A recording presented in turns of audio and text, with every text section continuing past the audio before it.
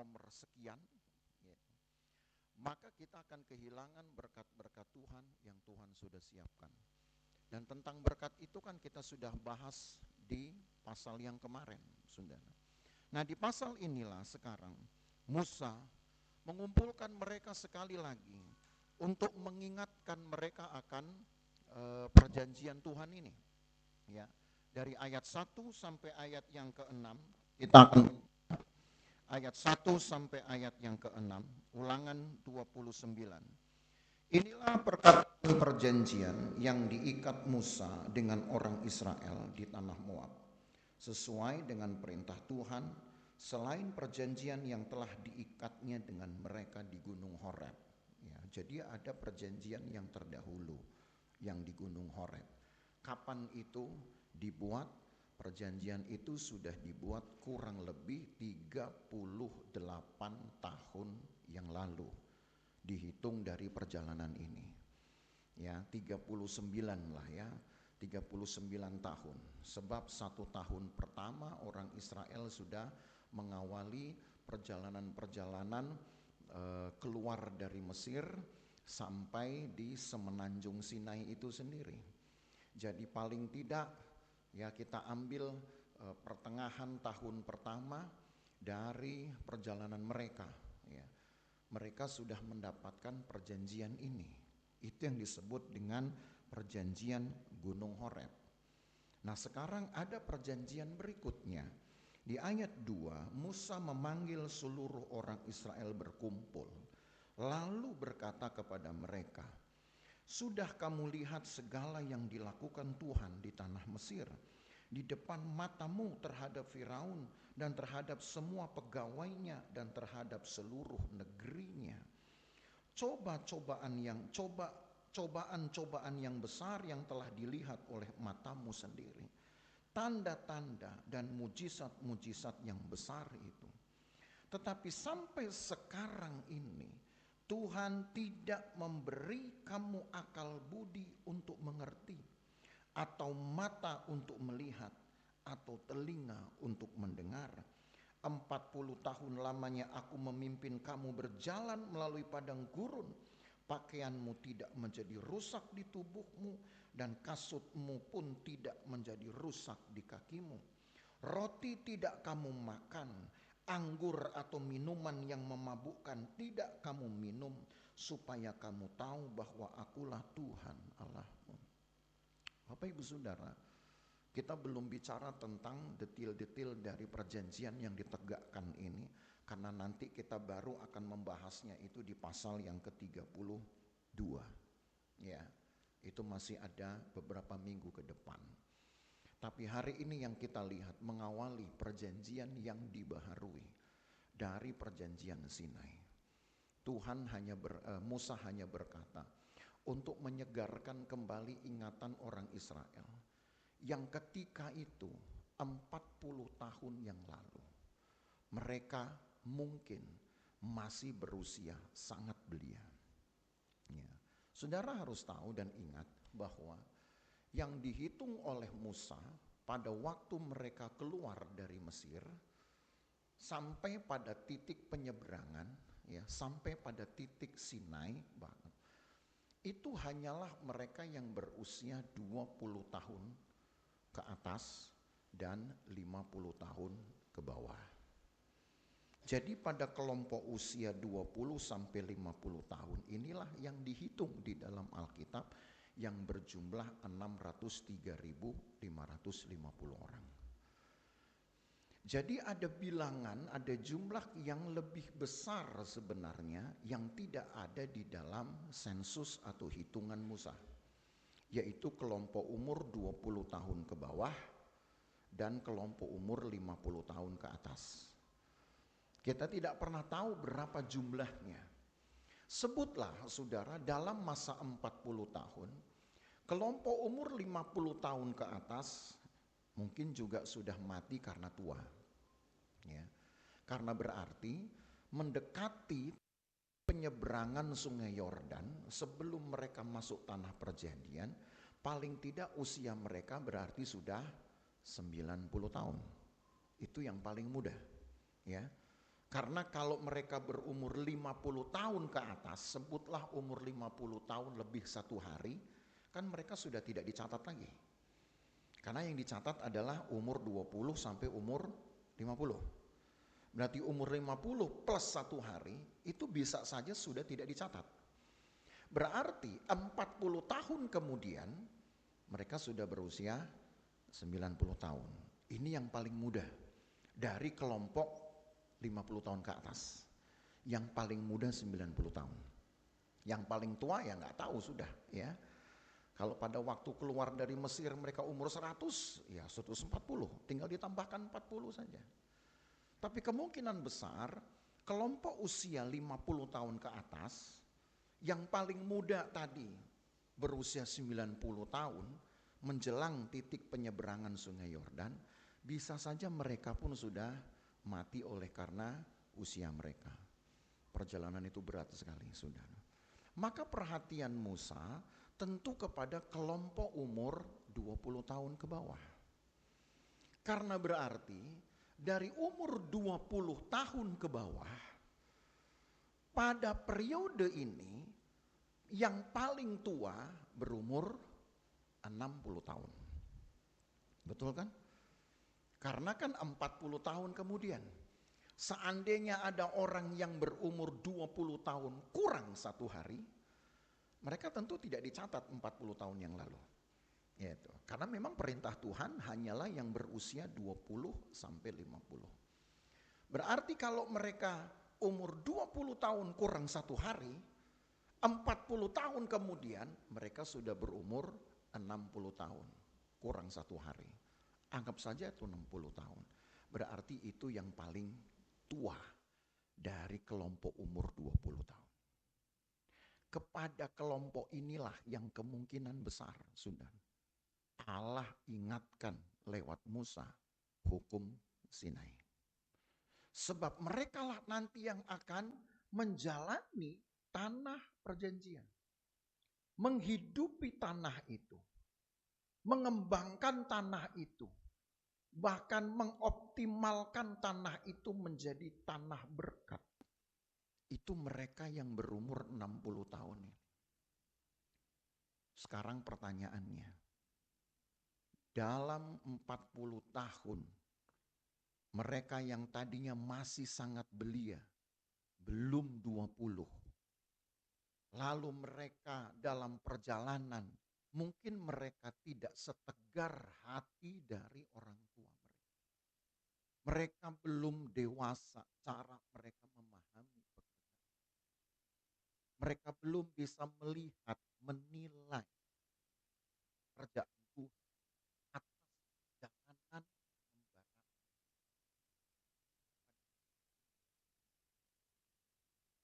Belum. Tapi pelan-pelan dalam tentu akan tumbuh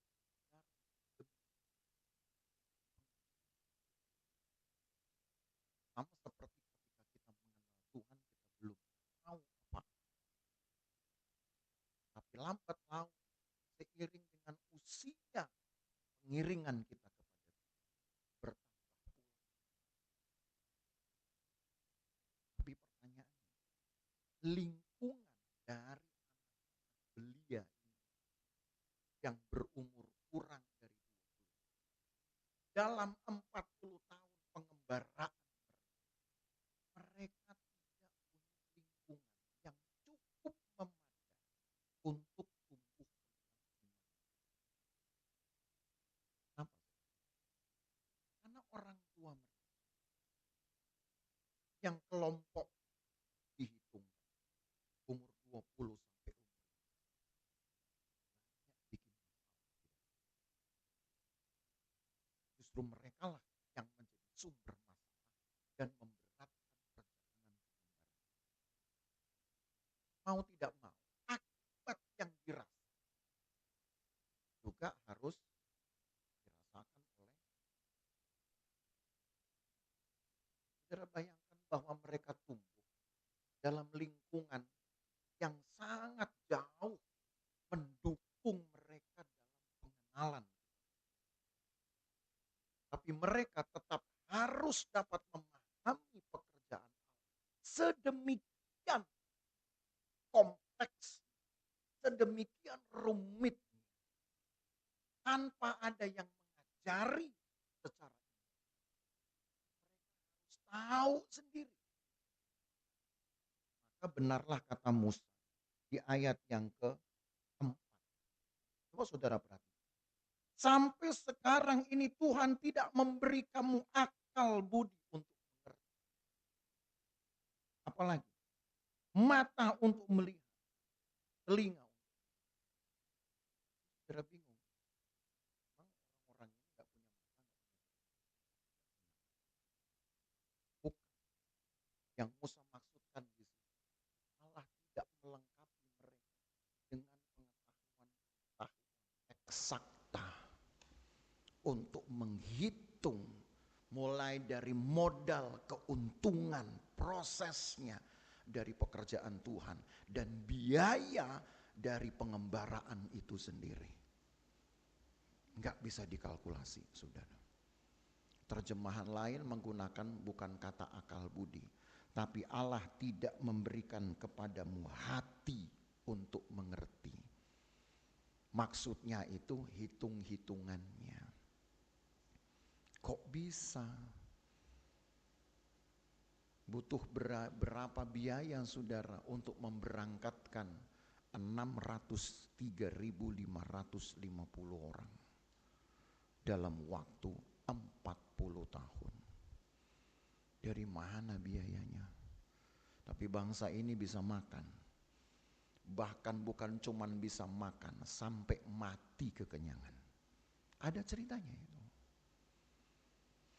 Kalau itu dikalkulasi tentu nggak masuk akal sudah. Mana ada panitia yang bisa menyediakan saudara konsumsi untuk 40 tahun perjalanan bagi sedikitnya 603.550 orang. Semua pekerjaan Allah memang tidak akan pernah masuk di dalam hitung-hitungan kita. Maka jangan pernah saudara kemudian berhitung dengan Tuhan. Apa yang bisa Tuhan berikan kepada saya kalau saya memberikan hidup kepada Tuhan. Sebab kadangkala untuk bertindak kita sudah berhitung. Mau pergi sudah berhitung. Betul? Apa yang dihitung? Ongkos. Ya. Ongkos berapa? Mau naik transport berbiaya murah atau berbiaya sedikit premium, karena tidak ada naik transport berbiaya nyicil, nggak ada. Ya, udah murah pakai nyicil lagi, saudara. Rasanya bikin repot diri sendiri, gitu. Ya. Itu dihitung. Yang kedua, oke lah, ongkos masih bisa disediain. Apalagi ini ikut Tuhan. Wah, persembahan. Ada kolektor lagi. Saudara mesti nyisihin lagi. Ya ampun, kolektor lagi. Kolektor gereja berapa? 2 kali. Untung gereja kita ini saudara nggak pernah bikin kolektor ekstra 2, 3, 4, 5, 6. Waduh. Kalau di gereja lain itu, saya pernah pergi ke satu gereja di Papua, saudara. Itu persembahannya ada 7 kantong, saudara. Coba itu, saudara. 7 kantong. Coba kalau saya terapkan di sini, paling ujung-ujungnya 1 lembar saudara pecah jadi 7. Ya. Kenapa? Yang penting jumlah sama, kantong boleh banyak, tetap budget sama. Ya. Udah ngitung kita. Nggak bisa dibohongi itu saudara. Tapi kalau mau dibandingkan dengan anugerah Tuhan, atau sebutlah dalam bahasa ekonomi, biaya dari pemeliharaan Tuhan. Saudara tahu semua pemeliharaan perlu biaya? Iya toh, pemeliharaan gereja perlu biaya.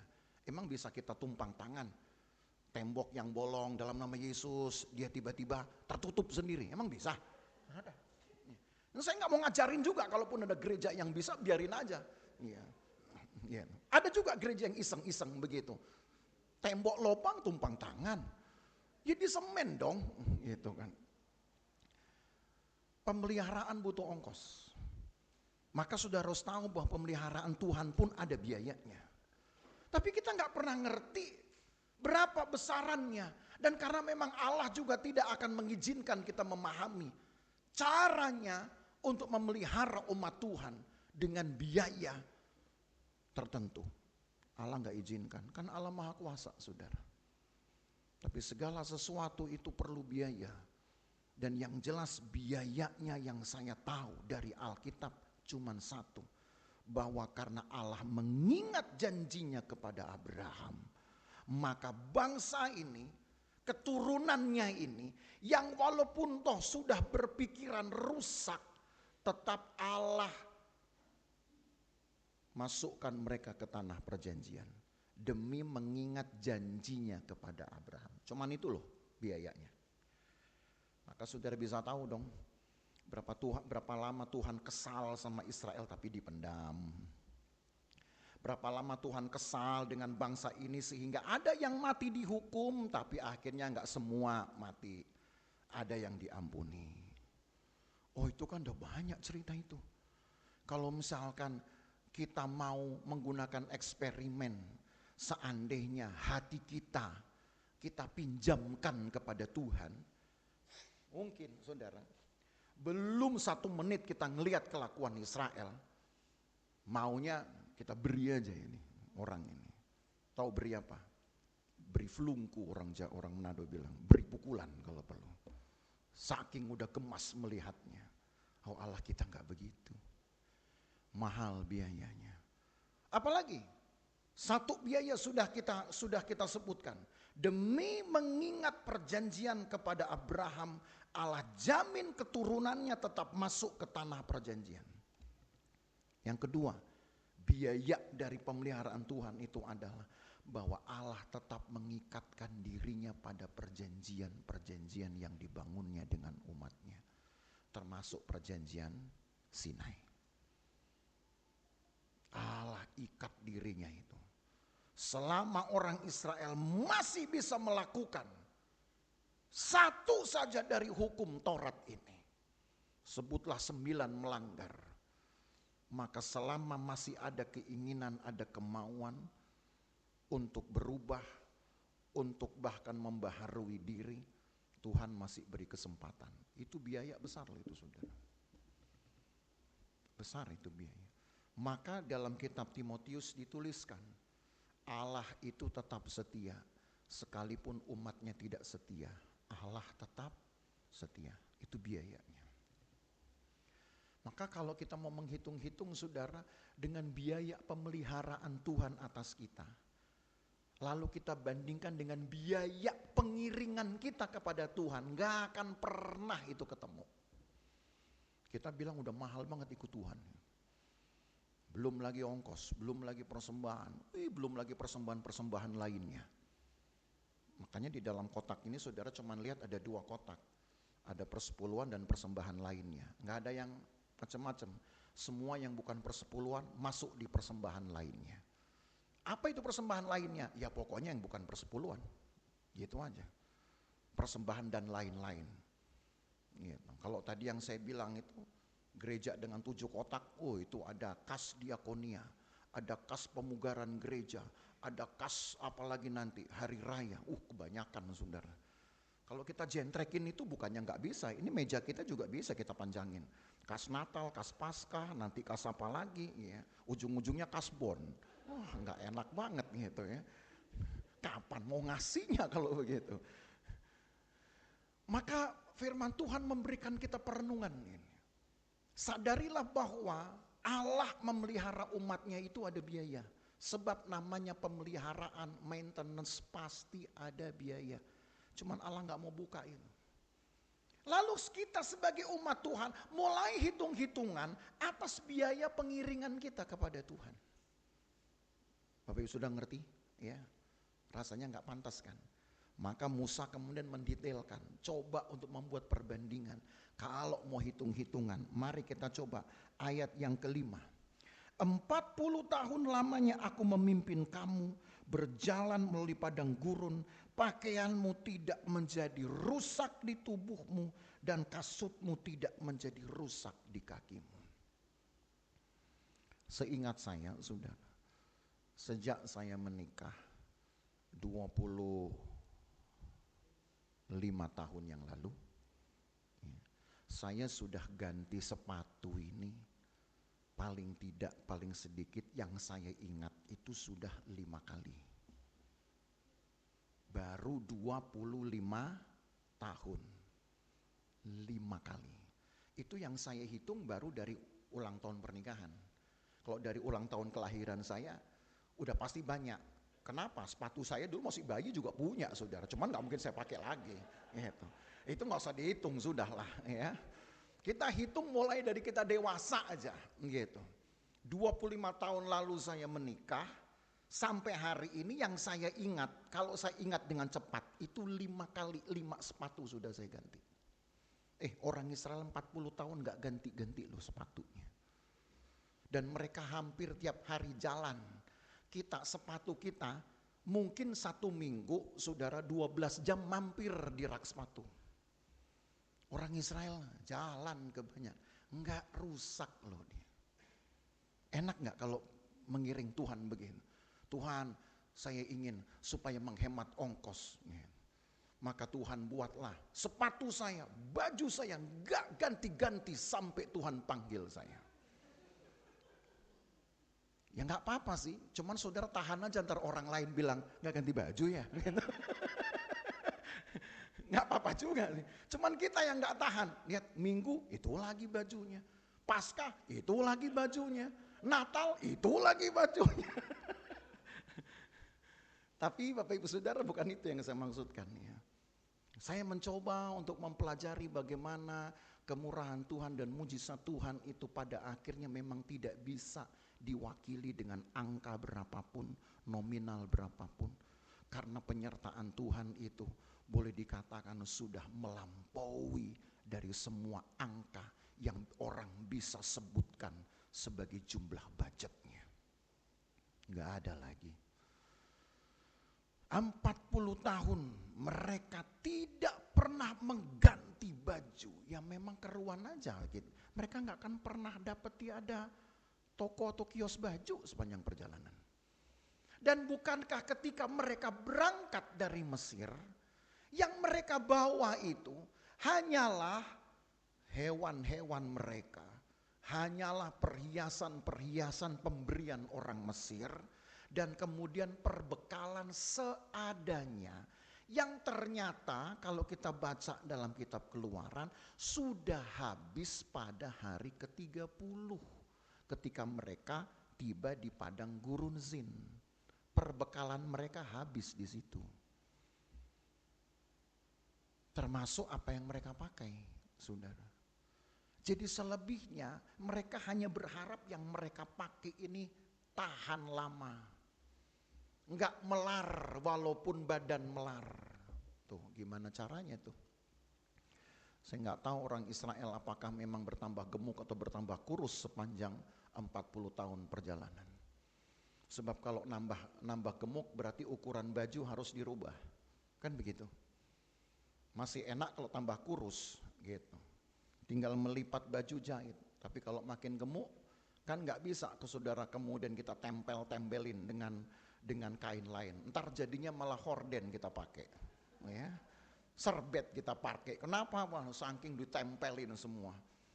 Nggak mungkin sudah ini. Tapi dari sinilah saudara, orang-orang Israel khususnya tadi yang usia 60 tahun, karena mereka datang dari kelompok belia 40 tahun lalu, dibawa kepada kesadaran bahwa apa yang mereka sekarang pakai, apa yang mereka sekarang nikmati, bukan soal tambah banyak berapa, tapi masihkah bisa membuat mereka hidup. Jadi buat saya berkat Tuhan itu tidak harus dihitung berapa tambah banyaknya, berapa pertambahan nilainya, nilai pajaknya. Makin tinggi kita bisa bayar pajak berarti berkat makin melimpah dong. Bukan itu. Bukan nilai bukan pertambahan nilainya. Tetapi berkat Tuhan itu diukur apa yang masih bisa membuat saudara hidup sampai hari ini. Itu yang disebut dengan berkat Tuhan. Kalau sekedar ada sesuatu yang bisa saudara bayarkan, ada semacam alat pengganti bayar untuk menebus barang, buat saya itu jangan buru-buru dibilang berkat. Alkitab berkata dalam kitab Roma, upah seseorang adalah hak pekerja. Jadi jangan buru-buru bilang upah itu berkat. Supaya hati saudara sensitif dengan berkat yang sesungguhnya. Dan supaya saudara terlindung dengan arogansi. Kalau semua penerimaan, keuntungan, upah, apalagi royalti, buru-buru saudara bilang, oh saya diberkati. Saudara kan menghakimi orang lain. Kalau misalkan orang lain gak terima seperti yang kita terima.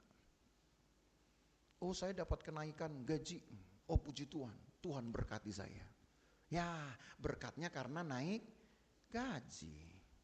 Padahal Alkitab bilang gaji itu hak pekerja, bukan berkat loh. Keuntungan dari saudara berjualan, hak seorang pebisnis, bukan berkat. Berkat itu cuma satu, bukan soal nambahnya. Kan ini tadi, 40 tahun kamu gak pernah ganti baju. 40 tahun gak pernah ganti sepatu. Berarti gak ada dong properti yang mereka kumpul-kumpul. Gak ada dong properti atau kepemilikan yang mereka kemudian bisa inventarisir. Selama 40 tahun saya sudah punya pakaian sekian, saya sudah punya sepatu sekian. Kan gak ada daftar itu. Karena sudah ditutup dengan ayat 40 tahun gak ganti baju, 40 tahun gak ganti sepatu. Itu berarti sudah semua gak ganti sudah. Karena itu sudah kebutuhan primer. Maka berkat bukan berarti apa yang saudara bisa kumpulkan dan tambahkan. Ingat ini. Tapi berkat Tuhan itu adalah pemberian yang bisa membuat saudara hidup. Jadi apa berkat Tuhan? Sehatmu berkat Tuhan. Nafasmu berkat Tuhan. Semangat saudara itu berkat Tuhan. Jangan bicara uang. Uang itu hak pekerja. Uang itu hak seorang pebisnis. Bahkan pelayan pun juga punya hak untuk mendapatkan uang. Oh itu diatur. Keterlaluan kalau sampai pelayan gak dapat saudara. Karena itu diatur sudah. Tapi soal berkat. Maka saya katakan hati-hati, jangan buru-buru mengucapkan semua yang kita dapat dengan basis keuntungan atau pertambahan, lalu buru-buru kita bilang saya diberkati. Kalau ternyata kita nambah-nambah, barang makin banyak, tapi hidupmu gak damai, itu tandanya engkau mati. Tapi masih bergerak aja tubuhmu. Betul tidak? Ada yang sudah bangga, saya punya banyak ini gitu. Sampai punya banyak mobil tapi parkiran gak ada gitu. Saking udah kepenuhanmu, kebanyakan mobilnya. Itu tandanya dia sebenarnya orang mati tapi bisa bergerak aja. Berkat itu membuat kita hidup. Maka saudara bersyukurlah kalau dalam pengiringan kita kepada Tuhan sampai hari ini. Saudara tidak hitung-hitungan dengan Tuhan. Tapi apapun yang bisa saudara jalani sampai di titik ini. Saudara sadari itu sebagai pemeliharaan Tuhan. Dan bagi kita, bagi orang percaya yang menyadari pemeliharaan itu selalu ada ongkosnya. Maka cukup ucapkan syukur saja. Sebab untung Allah tidak berikan kepada kita akal untuk mengerti dan menghitung. Saudara mau kalkulasi? Gak bisa. Untung Allah memberi kita mata bukan untuk membanding-bandingkan. Kan itu yang di ayat ini. Ya, coba baca lagi saudara. Ayat yang keempat. Tetapi sampai sekarang ini Tuhan tidak memberi kamu akal budi untuk mengerti, mata untuk melihat, atau telinga untuk mendengar. Maksudnya enggak dipakailah semua indera-indera, panca indera, pelengkap dari dukungan hidup kita ini untuk menghitung dan membandingkan. Maka Bapak Ibu Saudara, kalau saudara mendengar, ini kan masalah telinga tuh. Mendengar orang lain, lebih diberkati. Nah, gitu ya. Bukan lebih diberkati sebenarnya. Lebih banyak untungnya. Lebih banyak hokinya. Saudara mendengar, kok orang itu lebih cepat dipakai oleh gereja. Maka telinga ini jangan merusakkan hati saudara. Seolah saudara bilang, ya Tuhan gak adil lagi. Ya Tuhan lupa sama saya. Gak ada, Tuhan gak pernah lupa. Kita aja yang salah mengerti kehendak Tuhan. Atau saudara pakai mata ini untuk melihat, ya yang sana lebih diperhatiin, kok saya enggak. Sakit hati kita. Itu tandanya saudara rusakkan hatimu dengan matamu. Betul tidak? Rusak hati kita hanya karena mata kita. Kalau seandainya Yesus menghitung hanya dengan yang dilihat oleh mata, Yesus punya banyak alasan untuk protes kepada Bapaknya di sorga, saudara. Protes pasti dia. Pelayanannya banyak ditolak orang, Yesus saja ditolak. Sekelas Yesus saja ditolak, bayangin. Sudah gitu dia pernah diludahi orang, sudah itu pernah dia didorong-dorong untuk ceburkan ke jurang, itu. Pernah bahkan dia pada akhirnya ditangkap, disiksa seperti seorang penjahat saja. Kalau Yesus hitung-hitungan, pasti sudah dari awal dia protes dan dia batalkan misinya. Tapi itu tentu kerugian besar buat gereja. Maka yang kita pelajari dari hari ini, apa yang kita perlukan di dalam hidup ini tidak lain adalah hikmat Tuhan. Makanya saya beri judul ibadah kita ini, kehidupan yang berhikmat. Bukan karena akal lagi. Kalau dijalin dengan akal, saudara ikut Tuhan gak pernah masuk akal. Gak pernah masuk di akal. Sebab kalau segala sesuatu harus masuk di akal, saudara bisa mengakali Tuhan. Betul gak yang saya bilang? Tuhan akali saudara nanti. Tuhan, saya mau berkorban loh. Kan Tuhan dalam firman Tuhan katanya bahwa Tuhan itu melihat niat hati. Tuhan, saya niat loh, pengen ngasih kepada Tuhan satu rumah misalkan, saya kasih semua sama Tuhan, niat gitu. Tapi pakai tajuk janji iman. Ini yang bikin celaka, ini adalah seringkali slogan-slogan yang gak alkitabiah ini. Janji iman, iman kok pakai janji gitu. Karena janji iman, maka kita bilang, oh belum saya penuhi, saya masih berjanji, tapi saya percaya kok, saya sudah niat loh. Sampai nanti 5 kali Natal niat melulu saudara. Sampai 10 Natal niat melulu. Terus niat aja, tapi gak pernah kejadian. Gak pernah saudara buktikan. Itu namanya saudara mengakali Tuhan. Memang Tuhan gak bisa diakali, tapi kadang-kadang manusia selalu cari celah untuk bisa mengakali, seolah-olah kita masih bisa menunda kehendak Tuhan. Hari ini kita belajar bahwa kelompok belia yang sekarang gak belia lagi. Dulu 40 tahun lalu ini kelompok ABG, betul. Kelompok yang belum 20 tahun. Tapi sekarang mereka sudah umur 60 tahun, sudah dewasa mereka.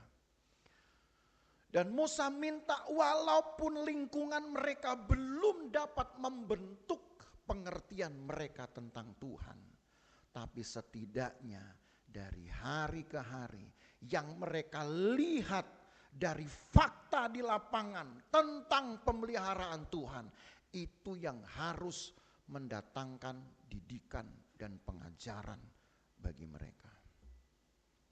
Itu yang disebut dengan belajar sambil berjalan. Belajar sambil berpraktek. Learning by doing istilahnya. Maka Bapak Ibu Saudara, selama saudara tahun-tahun saudara mengikut Tuhan, jangan saudara pikir bahwa saya sudah punya kemajuan yang lebih unggul dari yang lain. Kita ini masih belajar. Gak ada yang menganggap bahwa saya sudah duluan, saya sudah punya lengkap pemahaman, saya sudah punya lengkap pengertian. Kalau kita sudah punya lengkap itu, harusnya saudara, kita sudah terima tubuh kebangkitan loh, harusnya. Karena Efesus bilang, yang sudah sampai pada tingkat pemahaman tertentu, maka dia akan mendapatkan kehidupan yang sama seperti Yesus tuh. Itu Efesus bilang tuh. Tapi kita masih di sini dengan tubuh yang sama, berarti kita masih sama-sama belajar. Hanya mungkin ada yang sadarnya lebih tinggi, punya kesadarannya lebih bagus dari yang lain, sabarnya juga lebih bagus dari yang lain, apalagi tekunnya lebih bagus dari yang lain. Cuman itu keunggulan saudara. Tapi itu pun tidak perlu disombongkan, karena berapa banyak sih yang bisa kita beri kepada Tuhan. Berapa banyak yang bisa kita kembalikan kepada Tuhan. Ingat saudara, tadi saya sudah katakan dari awal, biaya pemeliharaan Tuhan atas hidup kita gak bisa kita bayar dengan biaya pengiringan kita kepada Tuhan. Gak bisa. Gak bisa. Karena pengiringan kita kepada Tuhan itu hanya membutuhkan tekad saja. Bukan membutuhkan upeti. Bukan harta saudara. Hanya membutuhkan kerinduan saja. Cuman segitu. Tapi biaya pemeliharaan Tuhan, yang Tuhan butuhkan adalah kemegahannya, kuasanya, kemuliaannya itu diberikan untuk umat Tuhan. Bahkan yang paling mahal, dirinya sendiri, ketika dia harus turun untuk mengambil rupa seorang manusia. Siapa yang bisa mengimbangi biaya pemeliharaan Tuhan atas hidup kita? Gak ada. Gak ada. Itu sebabnya dalam mengiring Tuhan jangan hanya melihat apa yang bisa kita tangkap dengan mata kita. Kenapa yang sana kok sudah? Kenapa yang sana kok bisa dapat banyak? Kenapa yang sana lebih diperhatikan? Kenapa yang situ lebih disayang? Oh saya dibiarin. Jangan lihat itu. Kita belum tahu apa yang sebenarnya Tuhan sedang siapkan kepada kita. Maka ayat terakhir, langsung saya ke ayat terakhir saudara. Mulai dari ayat yang ke-28. Ayat 29. Masuk langsung ayat terakhir, 29. Hal-hal yang tersembunyi ialah bagi Tuhan Allah kita. Tapi hal-hal yang dinyatakan ialah bagi kita dan bagi anak-anak kita sampai selama-lamanya, supaya kita melakukan segala perkataan hukum Taurat ini. Kalau sampai hari ini saudara mungkin belum melihat semacam pertambahan keuntungan sebesar orang lain, ingat ayat ini. Kalau mungkin nanti cerita-cerita yang satu bilang, kamu kenal gak itu? Wah itu sekarang lebih diperhatiin, lebih disayang. Saudara terganggu, ingat ayat ini. Siapa yang bisa tahu saudara kehendak Tuhan atas hidup kita? Mungkin sekarang saudara rasa kemajuan saudara, pertambahan saudara, keuntungan saudara belum sebanyak orang lain. Tapi mungkin ada yang sedang Tuhan simpan buat saudara. Karena ayat ini. Hal-hal yang tersembunyi ialah bagi Tuhan Allah kita. Allah masih sembunyikan. Tapi kita seringkali gak sabar. Apa dong Tuhan? Apa dong Tuhan? Ya, Tuhan memang bilang saya sembunyikan. Jangan kepo dong. Gitu. Kalau untuk Alkitab pengertian saudara kepo gak apa-apa. Tapi kalau kehendak Tuhan belum dibuka, jangan kepo. Dan jangan kepo juga sama orang punya keuntungan. Tapi setidaknya ketika saudara melihat kok pertambahan orang lain lebih cepat dari saya, kemajuan orang lain seolah lebih cepat dari saya, yang penting kontrol saudara. Selama saudara masih bisa menikmati hidup, maka saudara masih bisa merasakan berkat Tuhan. Kan itu aja. Gak usah gusar. Belajar untuk itu. Allah gak pernah lupa. Siapa yang setia, Alkitab berkata dia mendapatkan mahkota kehidupannya. Udah itu aja. Siapa yang bertahan sampai akhir, itulah yang setia.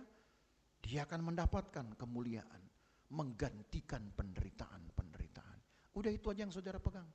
Tapi yang saudara lihat dengan matamu, jangan rusakkan hatimu. Yang saudara dengar dengan telingamu, jangan sampai merusakkan hati saudara. Ikut Tuhan aja. Gak usah harus diganggu dengan apa yang kita lihat. Gak harus diganggu dengan apa yang kita dengar. Justru sebaliknya, ingat 1 Korintus 2 ayat 9. Baca ya, 1 Korintus 2 ayat 9. Saya tutup dengan ayat ini. Dan ini menjadi pegangan tadi toh, saudara. Seperti Ulangan 29 tadi, ayat yang ke-29. Kita baca dulu 1 Korintus 2 ayat yang ke-9. Tetapi ya seperti ada tertulis, apa yang tidak pernah dilihat oleh mata dan tidak pernah didengar oleh telinga dan yang tidak pernah timbul dalam hati manusia, semua disediakan Allah untuk mereka yang mengasihi Dia. Jadi jangan pakai telingamu hanya untuk membanding-bandingkan diri kita dengan orang lain. Jangan pakai mata saudara hanya untuk membanding-bandingkan dengan orang lain. Sebab ada yang Tuhan simpan untuk saudara. Yang tersembunyi itu memang masih milik Tuhan. Tapi yang jelas Tuhan yang sedang simpan sesuatu untuk kita, akan kita berikan itu bagaikan sesuatu yang memang belum pernah kita lihat juga. Merupakan hal yang belum pernah kita dengar juga.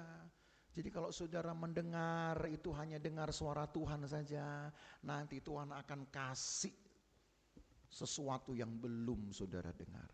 Mata saudara hanya memandang Tuhan saja, nanti Tuhan kasih sesuatu yang belum saudara lihat. Tapi kalau saudara pandang orang lain, saudara pandang kemajuan orang lain, maka saudara tidak akan menerima apa-apa. Kecuali saudara hanya akan memupuk kepahitan saja. Haleluya. Berani ikut Tuhan dengan mata, dengan telinga yang kita pakai bukan untuk mengukur dan membandingkan, tapi untuk berharap sampai hal-hal yang Allah simpan ini satu saat kalau Allah kehendaki, Allah nyatakan buat kita. Apa itu kita nggak pernah tahu, tapi yang jelas yang belum pernah dilihat juga oleh mata, yang belum pernah didengar juga oleh telinga, dan yang belum pernah timbul dalam hati manusia. Saudara masih mau percaya Tuhan? Ya, jadi jangan bandingkan lagi. Tuhan sudah terlampau banyak saya memberi kepada Tuhan. Biaya pengiringan kita kepada Tuhan belum apa-apa. Allah nggak pernah sodorkan kepada saudara semacam bil, gitu kan, resi dari biaya pemeliharaannya. Nih saya udah pelihara kamu dari masalah ini, wah itu dari angin ribut, dari segala macam biaya kerusakan, segala macam biaya pemulihan. Untung Allah nggak pernah kasih itu sama kita. Kalau Allah kasih, sampai selamanya kita nggak akan bisa bayar, termasuk dengan persembahan kita pun nggak bisa kita bayar. Hiduplah dengan berhikmat, saudara. Pakailah mata dan telinga kita hanya untuk berharap kepada Tuhan, sampai Dia memberikan kepada kita apa yang sudah Dia siapkan sebelumnya. Nama Tuhan dipermuliakan. Mari kita bangkit berdiri, kita nyanyi satu pujian yang tadi sudah dinyanyikan. Betapa dahsyat Engkau Tuhan, pencipta segalanya, dulu, sekarang, dan selamanya. Engkau tetaplah Allah.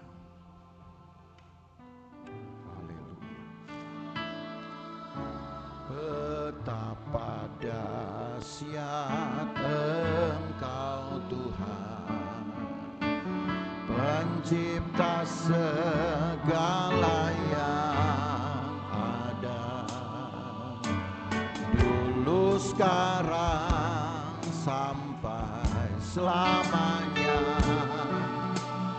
Hanya Engkau Tuhan,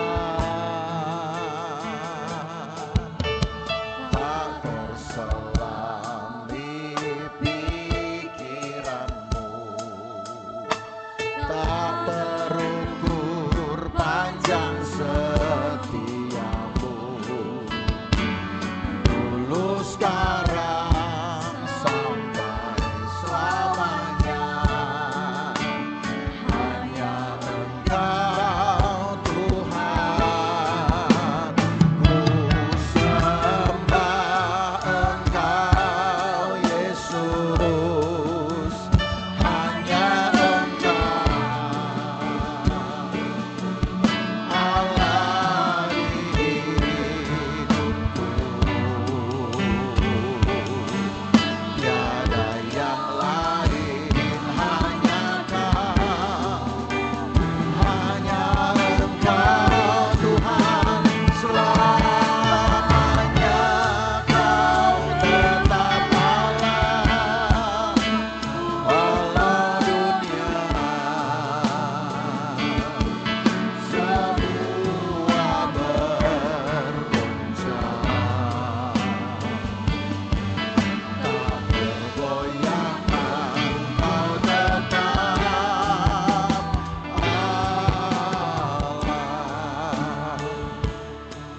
Allah tidak akan pernah mengambil keuntungan apa-apa, saudara, dari pengiringan kita kepada Tuhan.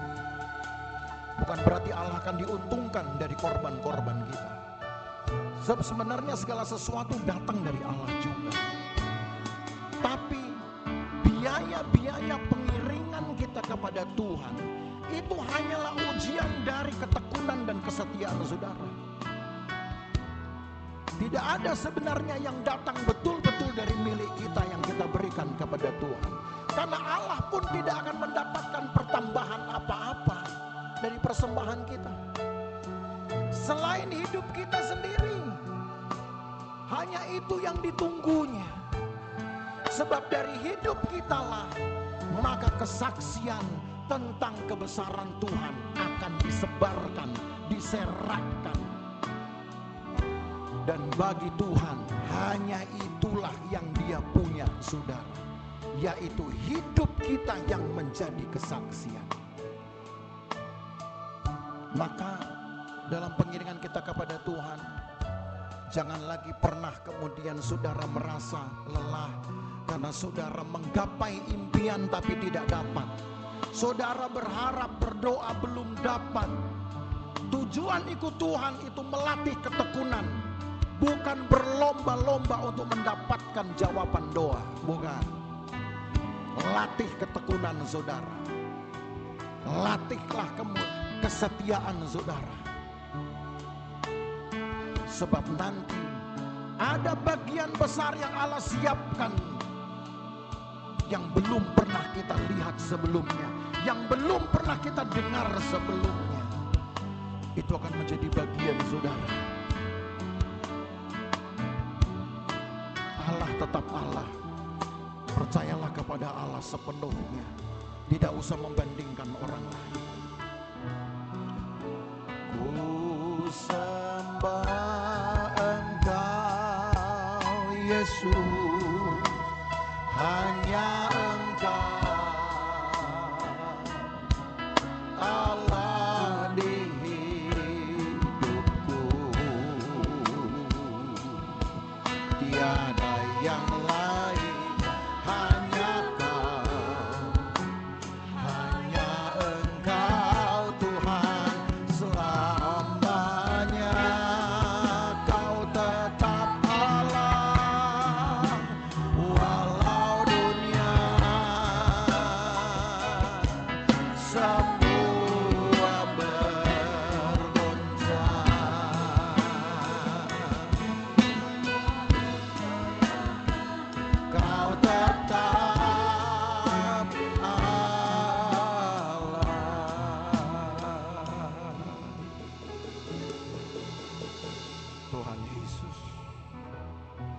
Lihatlah kami Tuhan, jemaat-Mu di tempat ini, di dalam upaya untuk mengejar kemuliaan Tuhan, ataupun berkat-berkat yang belum Engkau perlihatkan kepada kami. Sebab segala sesuatu mungkin masih Engkau sembunyikan, sambil Engkau melihat ketekunan dan kesetiaan kami. Engkau sedang menguji ketekunan dan kesetiaan umat-Mu. Maka kiranya ini yang kami ingin baharui ya Tuhan, membaharui ketekunan dan kesetiaan kami kepada Tuhan. Kami tidak ingin pusing dengan apa yang orang dapat. Kami tidak ingin pusing dengan rekan-rekan seiman yang mereka bisa dapatkan, pertambahan mereka, kemajuan mereka. Itu adalah upah mereka. Tapi selama kami masih bisa menikmati semuanya dan membuat kami hidup sampai hari ini, tandanya kami masih diberkati oleh Tuhan. Maka itu yang perlu kami jaga. Hati yang terus berharap kepada Tuhan, semangat untuk terus mengiring Tuhan, tanpa menghiraukan pertambahan dan kemajuan orang lain. Kami jadikan itu sebagai pemicu bagi peningkatan iman kami, sampai Allah akan memperlihatkan kepada kami berkat-berkat yang belum pernah dilihat oleh mata, berkat-berkat yang belum pernah didengar oleh telinga, yang sudah Engkau siapkan dan Engkau berikan ketika Engkau melihat kami didapati setia dan tekun mengiring Engkau.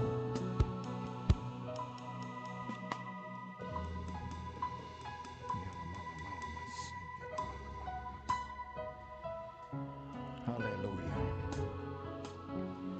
Tolong umat-Mu Tuhan. Memang tidak mudah untuk menjalani kehidupan iman, kehidupan pengiringan kepada Tuhan.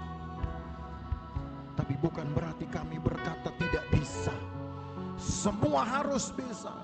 Toh pada akhirnya kelompok belia 40 tahun lalu sekarang sudah bersiap untuk memasuki tanah perjanjian. Umur membedakan mereka, tenaga membedakan mereka. 40 tahun lalu mereka masih belia, tapi sekarang ketika mereka hendak menyeberangi sungai Yordan, mereka sudah berusia tua 60 tahun. Tapi semangat mereka tidak boleh lengah. Umur bisa membuat kami berubah, tapi tidak dengan iman kami Tuhan. Kekuatan fisik bisa membuat kami berubah, tapi tidak dengan pengharapan kami Tuhan. Dan kami minta perlindungan Tuhan, supaya jangan iman dan pengharapan kami berubah dan tergoncangkan. Ketika tubuh ini lemah, biarlah iman kami justru tetap kuat. Ketika tubuh ini mulai goyah, biarlah pengharapan kami tetap tegak, tercacat, sampai kami menerima anugerah besar dari Tuhan sendiri. Berkati umat-Mu Tuhan Yesus. Berkati dan pelihara umat-Mu dari hari ke hari. Bentengi pagari hidup mereka, jauhkan dari bahaya, celaka dan perbuatan jahat orang lain. Dimanapun mereka berada, kemanapun mereka pergi, penjagaan Tuhan akan melindungi dan menyelamatkan mereka.